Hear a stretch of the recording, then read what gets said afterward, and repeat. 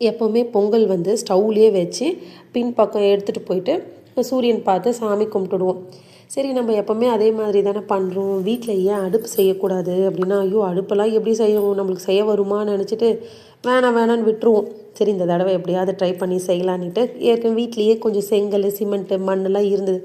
சரி இதை வச்சு செய்வோம் அப்படின்னு சொல்லிட்டு ட்ரை பண்ணோம். அப்படி எப்படி காலையில் ஸ்டார்ட் பண்ணி சாயங்காலம் வரைக்கும் ஆயிடுச்சுங்க. ஒன்றுமே இல்லை, ஒரு சின்ன அடுப்பு தான், அதுக்கு அவ்வளோ நேரம் ஆயிடுச்சு. அப்புறம் எப்படியோ ட்ரை பண்ணி பார்க்குறதுக்கு அடுப்பு மாதிரி வந்துருச்சு. பார்த்து எங்களுக்கே சந்தோஷம், ஐயோ இது நம்ம தான் பண்ணோமா அப்படின்ட்டு. ரொம்ப அழகாக இருந்துச்சு. தரைக்கெல்லாம் மெரூன் இருந்துச்சு, மெரூன் அடிச்சு விட்டுட்டோம். ஸ்டவ்வுக்கு அடிக்கிறதுக்கு இல்லை, ஸ்டவ்வுன்னு சொல்கிறேன், அடுப்புக்கு அடிக்கிறதுக்கு இல்லை. அப்புறம் சரி அதுக்கு பச்சை கலர் அடிச்சு விட்டுடலான்ட்டு அடித்தோம். ஆனால் பார்க்குறதுக்கு ரொம்ப அழகாக இருந்தது. நைட்டு நல்லா பெயிண்ட்லாம் பண்ணிவிட்டு பார்க்க ரொம்ப சூப்பராக இருந்தது. மறுநாள் காலையில் பொங்கல் எப்போ வரும், இதில் எப்போ பொங்கல் வைக்கலான்னு ரொம்ப ஆசையாக இருந்தது. ஏன்னா இது வரைக்கும் நாங்கள் அடுப்புலாம் செஞ்சு வச்சதே இல்லை, ஸ்டவ்லேயே தான் வைப்போம்.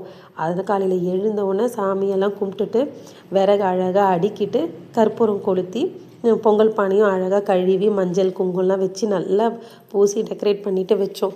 ஐயோ இது இப்போ எரியுமா, இந்த விறகு பத்துமான்னு பார்த்துட்டு இருந்தோம். இதுக்கெல்லாம் மேலே இதெல்லாம் ரெடி பண்ணிட்டோமே தவிர பானையும் விறகும் வாங்கவே இல்லைங்க.